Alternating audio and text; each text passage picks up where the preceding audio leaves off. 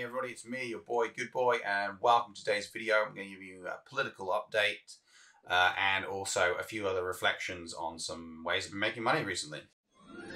Bloody fantastic. Couple of things. First off, I kind of want to talk about my sponsor, and it goes on the back of the fact that crypto is going through the roof right now, but I'll go ahead and start running that right now. Hey everybody.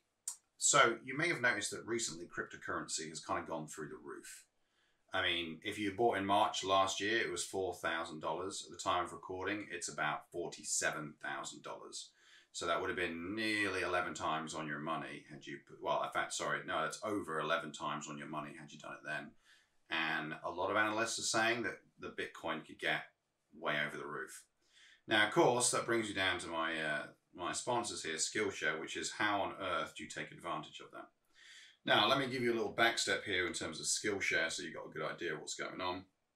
But this is Skillshare, okay?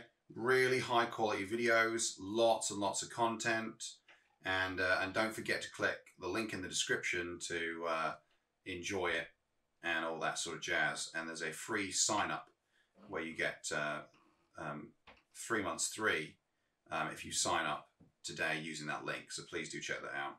But let me just give you a quick idea of how it works. So for example here, browse, there you go, loads of things. You see there the business analytics.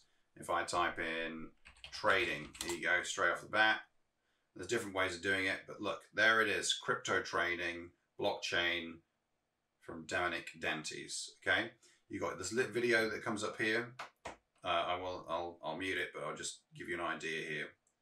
But he explains it really nicely and well, gives you a great insight into it, and then explains to you how you can do a technical analysis, how you can build a portfolio, and essentially give you all the key skills in terms of investing into cryptocurrency and all that sort of great stuff. So, like I say, I'm a big believer in crypto. I have invested in crypto, so you know it makes sense that I would tell you about it. But the nice thing is about Skillshare is it sets you up really, really nicely in order to do all that sort of stuff. Okay, lots of videos set up there, and this is just one of a million. If you are creative, let's go back to browse here. Animation, creative writing, film, video, fine art, graphic design, illustration, music, photography, you know, user interface design, web development, marketing, lifestyle, productivity, literally anything that you would want to do that even remotely involves the internet or going online. And even if it doesn't, these are stuff, a lot of this stuff doesn't even require you to be online, although you're probably going to be using a computer for it. It's all here on Skillshare, okay? It's insanely cheap, okay? The cost is, you know, very, very low in my opinion. You know, and basically you just subscribe and then it gives you access to everything you want. If you want to learn, develop, improve yourself, be better at stuff, then this is what you can, this is the best place to be.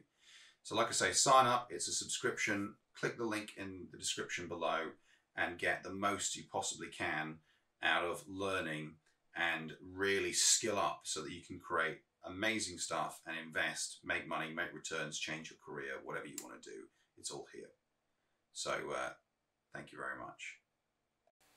All right, cool. So like I say, making money out of crypto, I've been doing it. Why not try the same thing? With that said, let's talk about politics a little bit. So it's been really interesting since my last video. A couple of things have happened. First off, I actually had the opportunity to be approved as a candidate for the party I'm involved with.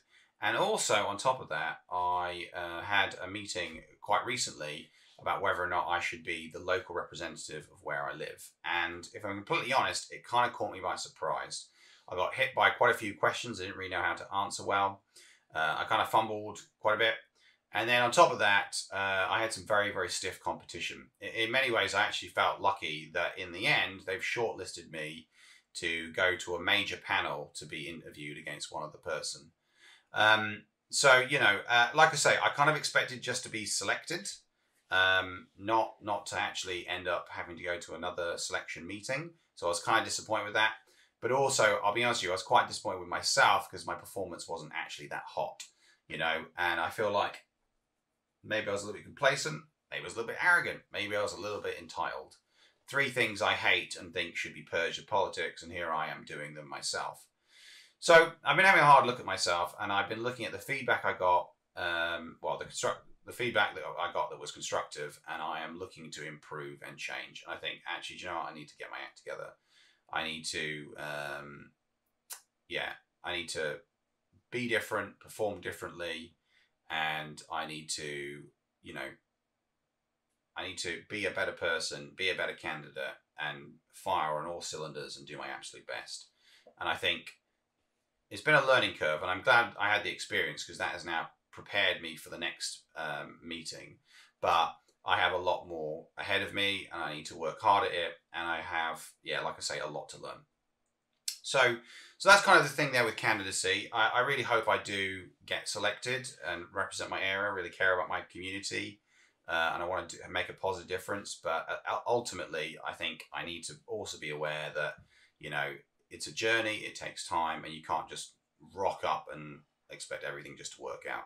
So, and that's kind of life.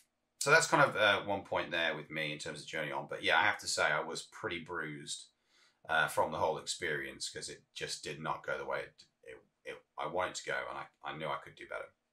So that's that there. The other thing I wanted to respond to is kind of people's response to my political stance. So just to be clear, I describe myself as centre moderate, so centre right, that kind of thing. And the reason for that, I suppose, is because of my economic policies.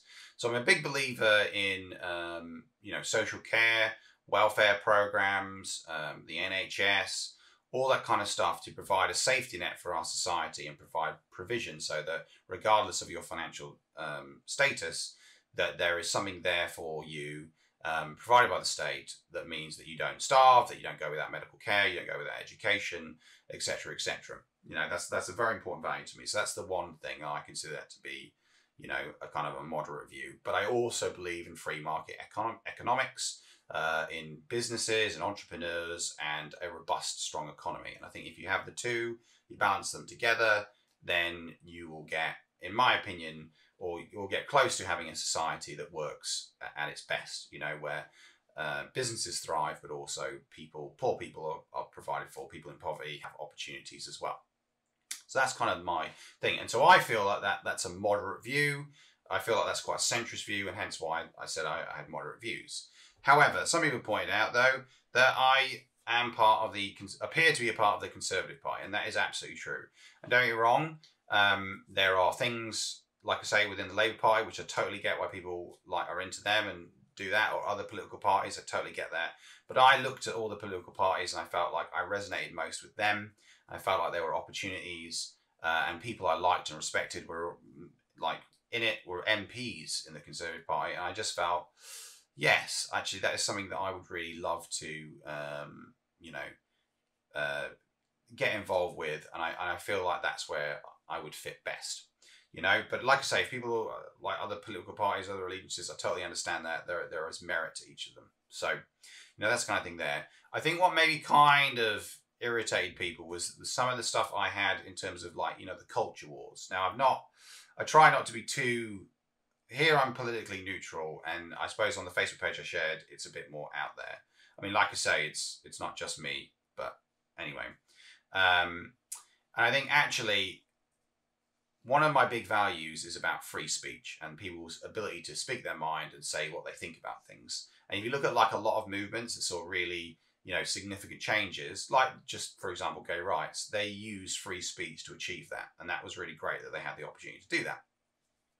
And there's lots of other examples as well. It's not just one. You know, there's all kinds of movements where we've seen positive changes in our society, and we use free speech because people are, oh, no, your views are wrong, you know, shut up. And we're like, no, free speech, yeah. And I feel like that's very much under threat today. And I feel like that is something that is deteriorating our society, not just in the United Kingdom, but also across the world. And so some people message in and say, hey, man, you know, what's going on here? You know, like, if it's just UK politics, why would I care? It's like, well, actually, it's global politics that I'm concerned about as well. And in particular, especially free speech and not censoring people and allowing people to speak their minds. So that's kind of the thing there that I'm you know, kind of coming from. So and I can understand why perhaps some of those posts may upset people, but it like I say, it's not designed to do that. And obviously, whenever you pick a side, it's going to irritate people because, like, I disagree, you know. But like I say, I have to stand for something, Otherwise, I stand for nothing. So, you know, and that's kind of where I'm drawing. But like I say, again, the whole point is to promote people's liberties, people's rights, people's freedoms, not to take them away or discriminate against people or anything like that. That's so incredibly not what I stand for. I'm very much about protecting people's liberties and rights, you know, and the right to live in a free society, free of discrimination. You know, that is something that is very important to me as well. So that's kind of more where I'm coming from, but I can understand why that might come across in a different way. And of course, but like I say, the intention is not to defend, but indeed is to promote people's freedoms and liberties. So that's kind of where I'm coming from, but I just thought I'd make that, you know, clear.